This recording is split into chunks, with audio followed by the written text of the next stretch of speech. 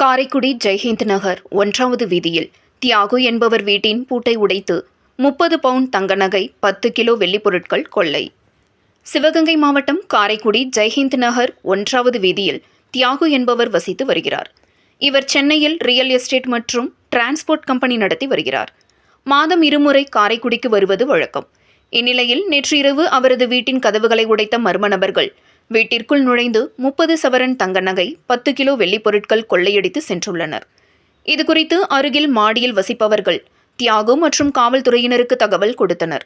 அதனைத் தொடர்ந்து சம்பவ இடத்திற்கு வந்த வடக்கு காவல்துறையினர் தடயங்களை சேகரித்து வருகின்றனர். தியாகு சென்னையிலிருந்து தற்போது காரைக்குடி வந்து கொண்டிருக்கிறார்.